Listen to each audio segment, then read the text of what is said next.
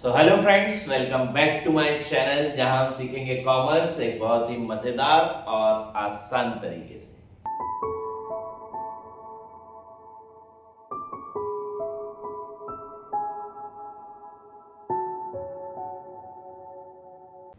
हम कंप्लीट कर रहे हैं हमारा 11th क्लास का पूरा सिलेबस एक सिंगल सीरीज के अंदर। इस पूरी सीरीज में मैं आपको कंप्लीट करा रहा हूं आपका accountancy, economics and business studies. इस पूरे जो सीरीज है इसमें हम जितने भी हमारे सब्जेक्ट्स हैं उनके सारे टॉपिक्स बिल्कुल ही स्क्रैच से पढ़ रहे हैं।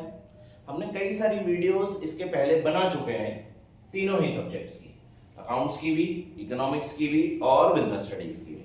अब हम थोड़ा सा उसको आगे बढ़ा रहे हैं उन चीजों को।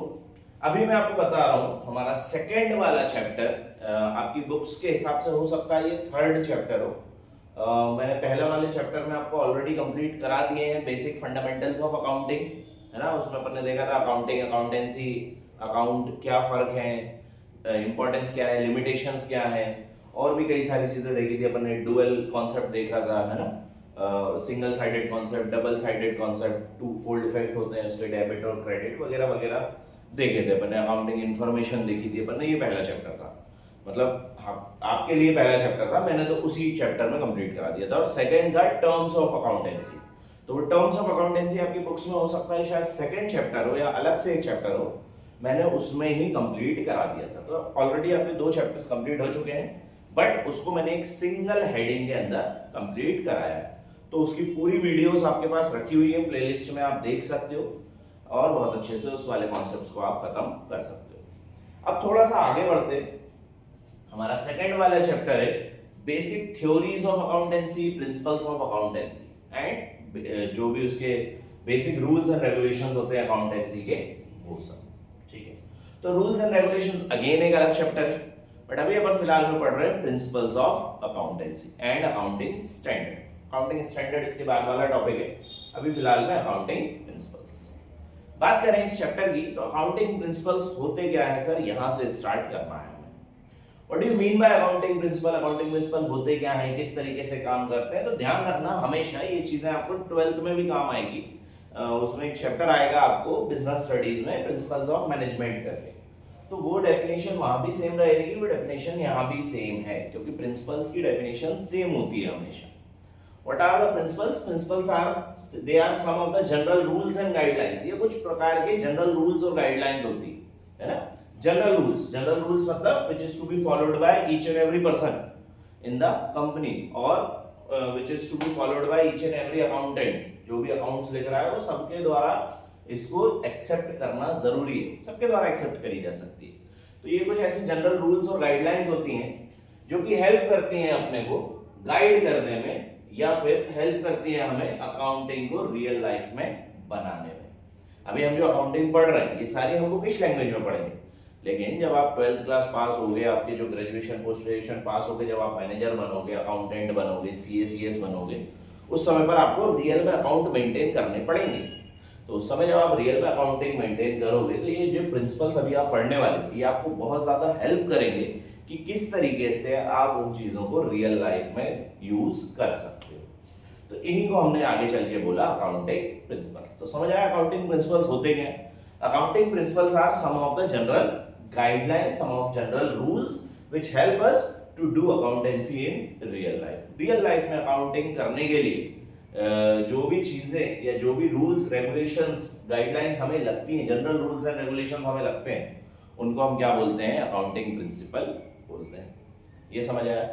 ध्यान रखना अकाउंटिंग प्रिंसिपल्स जो होते हैं ये फ्लेक्सिबल होते हैं, आप इनको आपके हिसाब से यूज कर सकते हो, थोड़ा बहुत चेंज करके, पूरा चेंज नहीं हो सकता, थोड़ा बहुत आप आपके हिसाब से चेंज कर सकते हो। तो ये फ्लेक्सिबल होते हैं। दूसरा, दे आर यूनिवर्सली एप्लीकेबल होते हैं, हर जगह यूज होते हैं। ऐसा नहीं है कि एक किसी पर्टिकुलर जगह पर ही यूज हो रहे हैं या किसी एक कंपनी में यूज हो रहा है बाकियों में नहीं होंगे, हर जगह यूज हो सकते हैं। हर कंपनी में, छोटी से छोटी, बड़ी से बड़ी, हर कंपनी में यूज होंगे। एक पान की दुकान से लेकर एक बड़े से बड़े मॉल तक, या फिर कोई बड़े इंडस्ट्रियलिस्ट से लेकर एक छोटे किराने की दुकान तक, सब जगह ये अकाउंटिंग प्रिंसिपल्स यूज हो सकते हैं। तो they are universally applicable and they are flexible. And the third thing is they are generally accepted. वो तो मैंने यहीं लिख दिया, जनरल रूल्स एंड गाइडलाइंस होती हैं, ये रूल्स रेगुलेशंस एंड गाइडलाइंस होती हैं. अब क्योंकि ये जनरल रूल्स हैं तो they are accepted by each and every person. Clear है? तो ये कुछ उसके फीचर्स थे, मैंने अलग से नहीं लिख के इसी में समझा दिया. तो ऑल टोटल आपको समझ आया अकाउंटिंग प्रिंसिपल होता क्या है, अकाउंटिंग प्रिंसिपल्स क्या होते हैं. ये कुछ ऐसी बेसिक जनरल गाइडलाइंस होती हैं, रूल्स होते हैं, रेगुलेशंस होते हैं जो हमें अकाउंटिंग करने में रियल लाइफ में हेल्प करते हैं. ये सब फ्लेक्सिबल भी होते हैं, ये यूनिवर्सली एप्लीकेबल भी होते हैं और ये जनरली एक्सेप्टेड बाय ऑल भी होते हैं. This is known as accounting principle. ये अच्छे से समझ आया. अब इन अकाउंटिंग प्रिंसिपल को हमने दो हिस्सों में बांटा है या दो तरीकों में बांटा है, कुछ भी बोल लो उसको आप. They are divided into two concepts. First is accounting concept and second is accounting conventions. Sir ये अकाउंटिंग कॉन्सेप्ट और अकाउंटिंग कन्वेंशंस क्या होते हैं? अब ये बेसिकली ये समझने की जरूरत नहीं है कि अकाउंटिंग कॉन्सेप्ट और अकाउंटिंग कन्वेंशंस क्या होते हैं. हालांकि मैं इसको शॉर्ट में, बिल्कुल ही शॉर्ट में समझा दे रहा हूं कि what are the basic differences और basic terms which are used in these things. Accounting concept की बात करें तो ये कुछ ऐसे assumptions होते हैं, फंडामेंटल्स होते हैं. Accounting concepts are some of the assumptions और fundamentals which are used to do accounting. ऐसे कुछ assumptions, मन से बनाए गए assumptions है ना, ऐसे assumptions कि हम ये इनको तो आपको फॉलो करना ही है. You have to follow it. कुछ भी हो जाए you have to follow it while recording the accounts. जब आप अकाउंट रिकॉर्ड कर रहे हो ये फंडामेंटल्स तो आपको दिमाग में रखने ही है, ये assumptions तो आपको दिमाग में रख के ही बनाने हैं उनको. They are considered as accounting concepts. तो accounting concepts are those fundamentals or those assumptions which you have to use 100%. आपको यूज करना ही है अकाउंटिंग करते समय. They are considered as accounting concepts. बात करें अकाउंटिंग कन्वेंशंस, तो अकाउंटिंग कन्वेंशंस कुछ ऐसे फंडामेंटल होते हैं जिनको आप चाहो तो यूज कर सकते हो, चाहो तो नहीं कर सकते. चाहो तो आप जैसे अब 10-12 अकाउंटिंग फंडामेंटल है ना, कन्वेंशंस है, तो अकाउंटिंग कन्वेंशन 10-12 है तो भाई आपको 4 ही यूज करने, 4 कर लो. 2 यूज करने 2 ही कर लो. यहाँ पे आपको तीनों यूज करने हैं, मतलब करने हैं और एक्यूरेट तरीके से करने हैं. ठीक है. These can be changed, they cannot be changed. बस यही फर्क है दोनों में, अकाउंटिंग कन्वेंशंस और अकाउंटिंग कॉन्सेप्ट्स में. होते दोनों ही फंडामेंटल्स हैं, होते दोनों ही assumptions हैं, दोनों ही आपको यूज करने हैं. बस इनको आप यूज करना हो तो करो, नहीं तो मत करो. इनको आपको कंपल्शन है यूज करने का. क्लियर है? ये वाला कॉन्सेप्ट खत्म हुआ. अकाउंटिंग कॉन्सेप्ट और अकाउंटिंग कन्वेंशंस क्या होती है. अब बात करते हैं मेजर हेड्स पर, जो मेरे को आज पढ़ाना है. अभी तो मैं ये जो है ये तो एक नॉर्मल कॉन्सेप्ट है जो कंप्लीट करा रहा हूं. मैंने बोला ना बिल्कुल स्क्रैच से पढ़ाऊंगा, तो स्क्रैच में वो सारी चीजें भी आएंगी जो हो सकता है काम की हो सकता है ना हो, है ना. क्योंकि कई बार यार देखो आप 11th में आ गए हो, आपसे कोई भी टीचर, इतना बेवकूफ तो कोई भी टीचर नहीं होगा जो आपसे ये पूछ रहा है कि what do you mean by accounting principle, ये समझा दो, है ना. वो आपसे यही पूछेगा कि भैया अकाउंटिंग प्रिंसिपल होते कितने प्रकार के हैं. अपने पास जो 12 अकाउंटिंग प्रिंसिपल लिखे हुए हैं उनमें से कोई 4 दे देगा और बोल देगा लाओ इसको एक्सप्लेन कर. वैसे क्वेश्चन आएंगे, ये थोड़ी आएगा कि अकाउंटिंग प्रिंसिपल क्या होता है ये बता दो. बट फिर भी आपको समझाने के लिए मैंने बता तो दिया था. अब आते हैं हमारे मेजर हेड्स पर. तो अकाउंटिंग कॉन्सेप्ट की बात करें तो हमारे पास 3 अकाउंटिंग कॉन्सेप्ट है. The first one is going concern assumption, the second is consistency assumption and the third one is accrual assumption. इसको आप गोइंग कंसर्न कॉन्सेप्ट भी बोल सकते हो, गोइंग कंसर्न प्रिंसिपल भी बोल सकते हो, कंसिस्टेंसी कॉन्सेप्ट या कंसिस्टेंसी प्रिंसिपल भी बोल सकते हो, और एक्रूअल कॉन्सेप्ट या एक्रूअल प्रिंसिपल भी बोल सकते हो. सर ये है क्या, बोल तो सकते हैं लेकिन है क्या है. तो बात करें गोइंग कंसर्न assumption की. तो गोइंग कंसर्न assumption सबसे पहला प्रिंसिपल आपकी कॉपीज में लिखो, going concern assumption. Going concern assumption की बात करें तो these are some kind of these are that kind of principles जो हमें ये समझाता है कि हमारा जो बिजनेस है ये कंटिन्यू रन करता रहेगा, ये कभी भी बंद नहीं होगा, ऐसा हम मान के चलते हैं. भले ही आपने आज बिजनेस चालू किया, सपोज आपने कोई एक फैक्ट्री चालू करी, आज कपड़े बनाने की फैक्ट्री आज आपने चालू करी, सबने, जो भी ये वीडियो देख रहा है आप सभी ने कपड़े बनाने की फैक्ट्री चालू करी. हो सकता है महीने भर बाद बंद हो जाए, बट आप आज अगर आपने कोई चीज चालू करी है तो आप उसको इस तरीके से उसके अकाउंट रिकॉर्ड करोगे कि आपको ये मालूम है कि ये अनंत काल तक चलती रही है, इन्फिनिटी तक चलता रहेगा. ऐसा क्यों सर, जब हमें मालूम ही नहीं है कि हमारा बिजनेस चलेगा कब तक, तो हम ये गोइंग कंसर्न यूज क्यों करते हैं. हम इसलिए गोइंग कंसर्न यूज करते हैं बेटा, हम इसलिए ये मान के चलते हैं कि हमारी जो बिजनेस है ये कंटिन्यूसली रन करता रहेगा, ये कभी भी बंद नहीं होगा। इसके पीछे सबसे बड़ी वजह ये है कि आज जैसे सपोज मैंने कोई फिक्स असेट्स लिखे, तो मैंने जो फिक्स असेट्स लिखे हैं सर वो तो लंबे समय के लिए लिखता हूं मैं, है ना, वो तो मेरे कैपिटल एक्सपेंडिचर है, और रेवेन्यू एक्सपेंडिचर होते हैं कुछ, तो उनको मैं अलग अलग लिख सकूं। दूसरा वो जो मैंने कैपिटल एक्सपेंडिचर किया है उस पे सपोज भाई मेरे को कोई चीज लगानी है, डेप्रिसिएशन लगाना है, या कोई इंटरेस्ट लगाना है, कोई इंटरेस्ट देना है, कोई लेना है, व्हाटएवर जो भी है, तो वो मैं तरीके से काम कर पाऊं। इसलिए हम ये मान के चलते हैं कि भले ही वो कंपनी कल बंद हो जाए, लेकिन आज तक का जो रिकॉर्ड मैं मेंटेन करूंगा वो बिल्कुल अप टू डेट मेंटेन करूंगा, और इस तरीके से मेंटेन करूंगा कि ये कंपनी कभी भी बंद नहीं होगी, ये कंटिन्यूसली चलती रहेगी। That is known as going concern concept। तो आपसे अगर कोई पूछे what do you mean by going concern concept, तो आपको एक सिंपल जवाब देना है उसको, दैट गोइंग कंसर्न कॉन्सेप्ट जो है वो एक ऐसा अजम्पशन है जो हमें ये बताता है कि हमारा जो बिजनेस है वो कंटिन्यूसली रन करता रहेगा, और हमें जो अकाउंट्स बनाने हैं वो हम उस हिसाब से बनाएंगे कि ये बिजनेस कभी भी बंद नहीं हो सकता है। रियल लाइफ में वो बिजनेस भले ही कभी भी बंद हो जाए, बट अकाउंटिंग लाइफ में हमारे हिसाब से वो बिजनेस कभी भी बंद नहीं होगा। वो जिस दिन बंद हो जाएगा उस दिन भी हम हमारे अकाउंट्स बनाएंगे, डिसोल्यूशन जो अकाउंट्स आते हैं जो आप 12th में पढ़ोगे हम वो बनाएंगे, और उसके बाद हम खत्म करेंगे उस अकाउंट्स को, ठीक है। अन्यथा वो अकाउंट्स हम बनाते रहेंगे, और वैसे ही बनाते रहेंगे जैसे हम पहले दिन बना रहे थे, उस डेडिकेशन के साथ ही हम बनाएंगे। That is known as going concern assumption. समझ आया going concern assumption? Going concern assumption once again क्या बोलता है कि गोइंग कंसर्न अजम्पशन हमें ये बताता है कि हमारे जो अकाउंट्स हैं उस तरीके से मेंटेन होने चाहिए कि जो हमारा बिजनेस है वो कंटिन्यूसली रन करता रहेगा, ये कभी भी खत्म नहीं होगा। इसके कई सारे बेनिफिट्स भी हैं। क्यों, क्या बेनिफिट्स हैं कि सर अगर हम इस हिसाब से अकाउंट्स लिखते हैं तो हमारे जो फिक्स एसेट्स हैं उनकी वैल्यू सही दिखाती है, हमें जिसको जितना देना है, हमें जिससे जितना लेना है, उसकी अमाउंट, उसकी वैल्यूज जो है वो सही रिकॉर्ड होती हैं हमारे अकाउंट्स के अंदर। इसलिए गोइंग कंसर्न अजम्पशन जरूरी है। समझ आया पहला वाला अजम्पशन? कोई समस्या तो नहीं रही इसमें? बहुत आसान अजम्पशन था। The second is consistency assumption। What do you mean by consistency assumption? Consistency assumption क्या होता है? Consistency आपने ये शब्द कई बार सुना होगा आपके 10th क्लास तक। कंसिस्टेंसी का मतलब होता है कोई चीज एक समानांतर चलती रहे, that is known as consistency. Sir मेरे 8th में भी 90% आए थे, 10th में भी 90% आए थे, 9th में भी 90% आए थे, और मैं 11th और 12th में भी 90% लाऊंगा।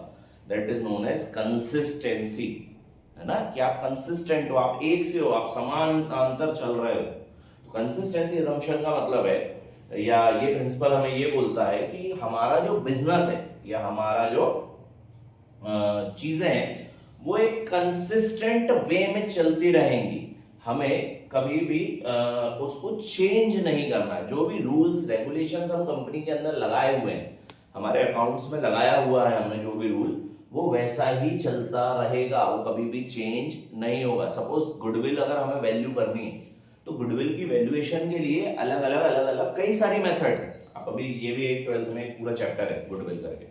तो गुडविल आपको अगर बनानी है या गुडविल आपको वैल्यू करना है तो उसके भाई 5 अलग अलग तरीके हैं गुडविल वैल्यू करने के।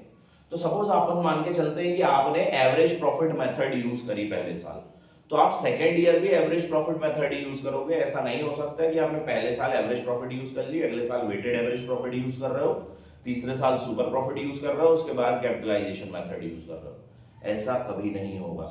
आपने अगर पहले साल एवरेज प्रॉफिट यूज करा है तो आप हर साल एवरेज प्रॉफिट ही यूज करके चलोगे। So this is known as consistency assumption की जो भी आप रूल्स एंड रेगुलेशंस लगा रहे हो, जो भी मेथड्स आप यूज कर रहे हो अकाउंट्स बनाते समय, वो मेथड्स कंसिस्टेंट होने चाहिए पहले साल से लेकर जब तक वो अकाउंट्स बन रहे हैं तब तक वैसे ही बनने चाहिए, चेंज नहीं होने चाहिए। इसका एक बहुत अच्छा एग्जांपल दे रहा हूं मैं आपको, क्यों चेंज नहीं होने चाहिए। कंसिस्टेंसी असम्पशन यूज क्यों करते हैं? सपोज मान लेते हैं कि मैंने एक भाई एसेट खरीदा 1 लाख रुपए का, ठीक है सर, एसेट खरीदा 1 लाख रुपए का। अब इस पे डेप्रिसिएशन लगना था, डेप्रिसिएशन लगना था 10% का। अब डेप्रिसिएशन 2 तरीके से लग सकता है ना, ये इसी साल अपने को एक कॉन्सेप्ट है डेप्रिसिएशन का। तो डेप्रिसिएशन दो तरीके से लग सकता है, रिटर्न डाउन वैल्यू मेथड से, WDV मेथड से, या फिर स्ट्रेट लाइन मेथड से, स्ट्रेट लाइन मेथड से। ठीक है सर। और 3 साल में लगना है, 3 साल तक, 3 साल तक लगना है सर। अब सपोज अगर मैं स्ट्रेट लाइन मेथड यूज कर रहा हूं तो पहले साल तो मैंने लिख दी नहीं, इसकी वैल्यू 1 लाख रुपए, माइनस कितना परसेंट है, 10%, तो 10%, 1 लाख का 10% कितना हो गया, 10,000 रुपए। मैंने माइनस करा, 90,000 आ गया, ये पहले साल का वैल्यू आ गई। फिर मैंने 10,000 माइनस करा, क्योंकि स्ट्रेट लाइन मेथड यूज हो रही, तो पहले साल जितना डेप कटेगा उतना ही हर साल काटेंगे, ये कहलाता है स्ट्रेट लाइन मेथड। तो दूसरे साल कितनी आ गई, 80,000 आ गई। फिर मैंने 10,000 माइनस करा तो फिर कितनी आ गई, 70,000 आ गई। तो थर्ड ईयर में मेरी जो वैल्यू है, थर्ड ईयर पे जो मेरी वैल्यू है असेट की, वो कितनी बची, 70,000 बची सर। पहले साल 1 लाख थी, दूसरे 90, तीसरे 80, और मतलब जो थर्ड ईयर खत्म हुआ तो उस समय मेरी वैल्यूएशन आ गई 70,000, स्ट्रेट लाइन मेथड। ये मैंने WDV से करने बैठा, मैंने लिखा 1 लाख रुपए रियल वैल्यू, माइनस करा 10%, 10% तो वो 10,000 ही होता है, ये कितना हो गया, 90,000। अब रिटर्न डाउन वैल्यू मेथड में क्या होता है, हर साल डेप्रिसिएशन निकलता है उस वैल्यू पे। तो अब इसका 10%, 90,000 का 10%, तो सर 9,000 माइनस कर दिया मैंने, कितना बचा सर, 8100 रुपये बचा। फिर मैंने इसका 10%, 8100 माइनस कर दिया 81,000 में से, अब कितना बचा, या 9, 8 में से 8 गए 0, 80,100, ये आखिरी है, 1 2 3, 1 2 3, हाँ, तो ये वैल्यू बची। अब फर्क देखो दोनों, इससे कितना आ रहा है अमाउंट, 70,000, इससे कितना आ रहा है अमाउंट सर, 80,900 आ रहा है, फर्क है दोनों में, ठीक है ना। ये हमारा दोनों की वैल्यू एक सी रही, ये हमारा पहला साल फर्स्ट ईयर, ये हमारा सेकेंड ईयर,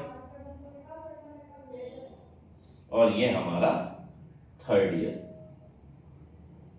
और थर्ड ईयर के बाद जो वैल्यू आ रही है वो सर एक की आ रही है 80,000, सॉरी 80 नहीं रही, क्या लिख रहा हूँ ये गलत सलत, 10 में से 8 गए तो 2 बचे में 72,900। सर एक से वैल्यू आ रही है 72,900, एक से वैल्यू आ रही है 70,000, दोनों में कितना फर्क आ रहा है, 2,900 का फर्क आ रहा है। Same year, same depreciation, same amount, same साल, सब कुछ सेम था, बस यूज करने का तरीका चेंज हो गया था।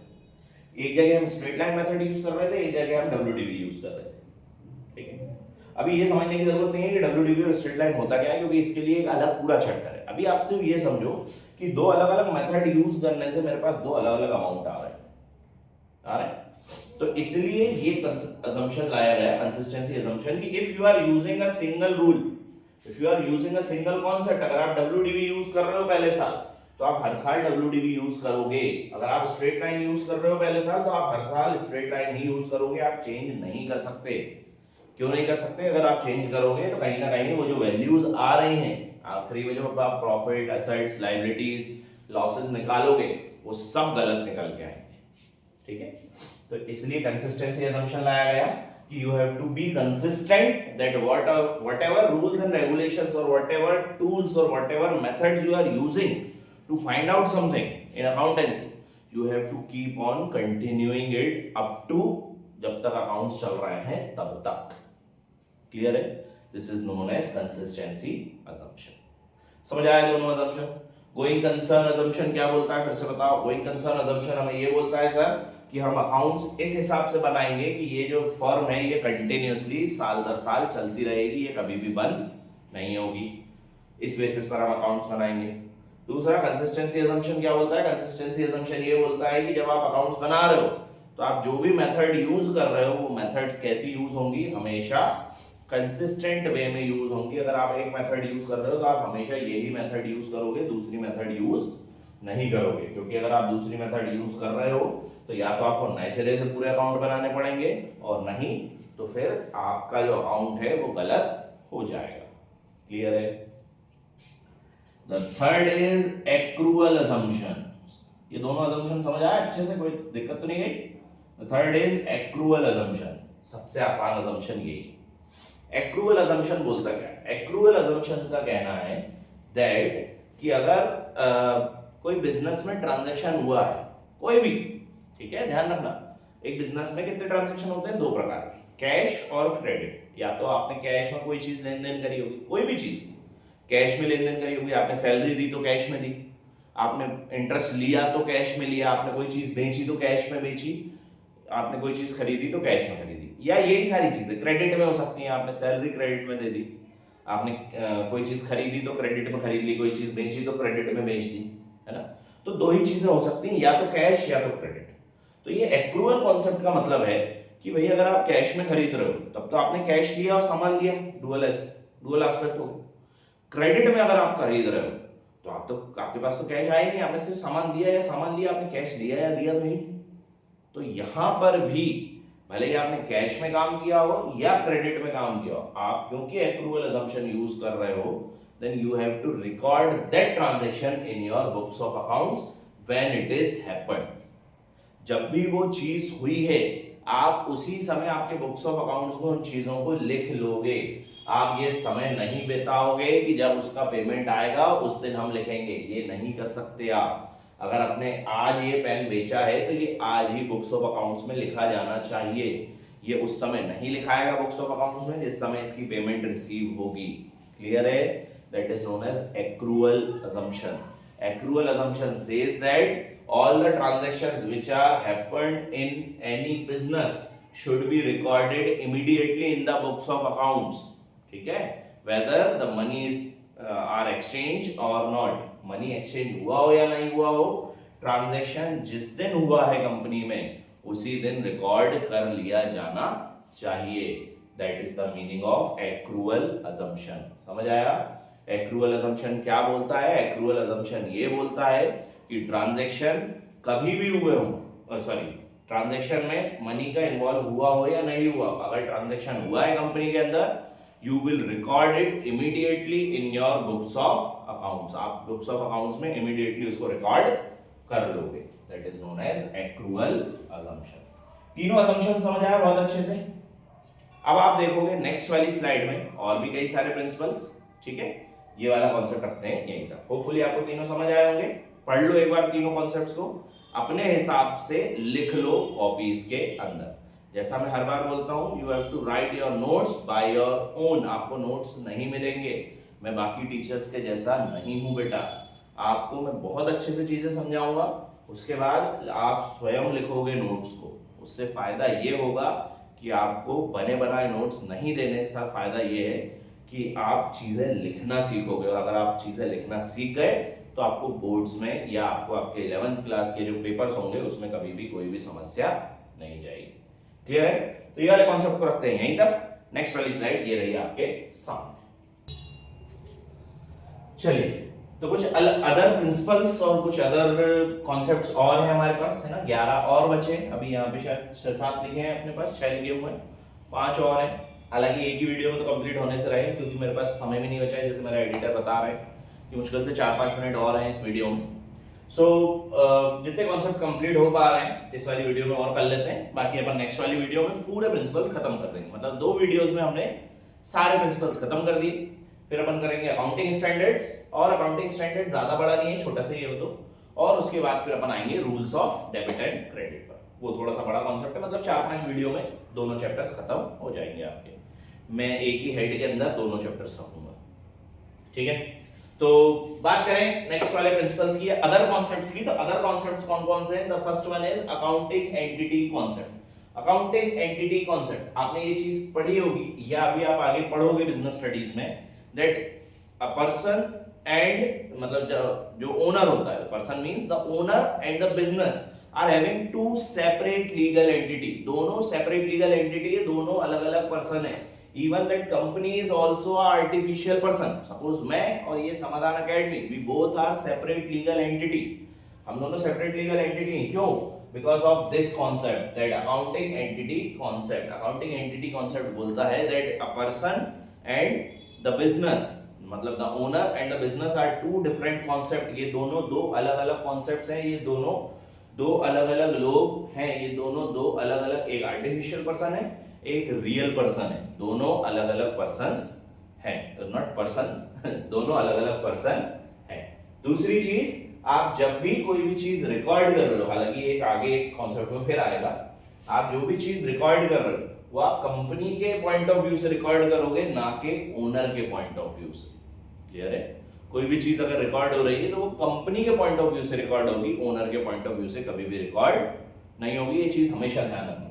तो ये कॉन्सेप्ट बोलता है accounting entity concept. Accounting entity concept हमें ये बताता है that each and every person और each and every owner and its company are having two different legal entity, दो different legal entity हैं, दोनों अपने आप में अलग अलग पर्सन है। एक आर्टिफिशियल पर्सन है, एक रियल पर्सन है जिसको नेचर ने बनाया, नेचुरल पर्सन है। दूसरा आर्टिफिशियल पर्सन है जिसको हमने बनाया, but in the eyes of law वो एक सेपरेट लीगल एंटिटी है। सपोज मान के चलो that Mukesh Ambani and Reliance Industries are two separate legal entities, वो दोनों सेपरेट लीगल एंटिटी है। तो अगर कल को कोई चीज मुझे खराब मिलती है रिलायंस इंडस्ट्रीज से, तो मैं रिलायंस इंडस्ट्रीज पर अगर केस करता हूं तो वो केस रिलायंस पर हो रहा है, ना कि मुकेश अंबानी पर। क्यों? Because of this concept accounting entity concept, क्योंकि सर ये कॉन्सेप्ट हमें बताता है कि ये दोनों ही क्या हैं, दो अलग अलग एंटिटी है। ठीक है, so this is known as accounting entity principles. और हमेशा ध्यान रखना, यहां पर आप जब भी बुक्स ऑफ अकाउंट्स में कोई भी चीज रिकॉर्ड करोगे तो वो रिकॉर्ड होगा on the basis of business point of view. Business के पॉइंट ऑफ व्यू से रिकॉर्ड होगा, मेरे पॉइंट ऑफ व्यू से कभी भी रिकॉर्ड नहीं हो सकता। मेरे एम्प्लॉइज के, मेरे मैनेजमेंट के, अकाउंटेंट के, किसी के भी, गवर्नमेंट के किसी के भी पॉइंट ऑफ व्यू से कोई भी चीज रिकॉर्ड नहीं हो सकती। हमेशा कोई भी चीज रिकॉर्ड होगी किसके पॉइंट ऑफ व्यू से? बिजनेस के पॉइंट ऑफ व्यू से रिकॉर्ड होगी। बिजनेस में अगर चीज आ रही है तो डेबिट, चीज जा रही है तो क्रेडिट, व्हाटएवर जो भी उस समय कॉन्सेप्ट लग सकता है। क्लियर है? This is known as accounting entity concept. Second is money measurement concept. Money measurement concept क्या होता है? चलो टाइम खत्म हो चुका है, ये वाला कॉन्सेप्ट और पढ़ो, बाकी के मनी मेजरमेंट कॉन्सेप्ट क्या होता है?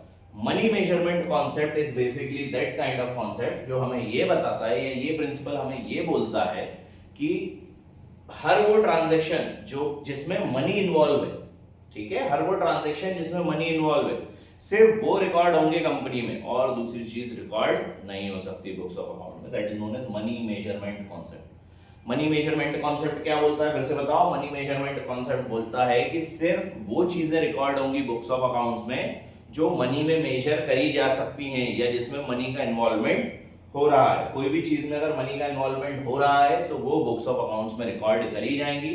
अगर मनी का इन्वॉल्वमेंट नहीं हो रहा है तो वो बुक्स ऑफ अकाउंट्स में रिकॉर्ड नहीं करोगे आप। That is known as money measurement concept. इसका सबसे अच्छा एग्जांपल, सपोज मैंने कोई ये पेन बेचा, अगर मैंने ये पेन बेचा तो ये पेन गया और इसके बदले में कुछ पैसा आया होगा, मनी इन्वॉल्व हो रहा है, तो क्या ये बुक्स ऑफ अकाउंट्स में रिकॉर्ड होगा? हाँ सर, हो जाएगा।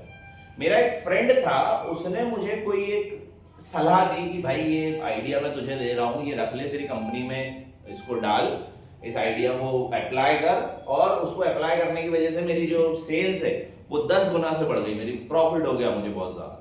तो क्या वो चीज रिकॉर्ड होगी कंपनी के बुक्स ऑफ अकाउंट्स में? नहीं। क्यों नहीं रिकॉर्ड होगी? क्योंकि मनी का इन्वॉल्वमेंट नहीं हुआ है। तो किसी भी चीज में अगर मनी का इन्वॉल्वमेंट हो रहा है तो वो बुक्स ऑफ अकाउंट्स में रिकॉर्ड होगी, अगर मनी का इन्वॉल्वमेंट नहीं हो रहा है तो बुक्स ऑफ अकाउंट्स में रिकॉर्ड नहीं किया जाएगा। That is known as money measurement concept. ठीक है, तो अब ये वाली वीडियो रखते हैं अपन यहीं तक।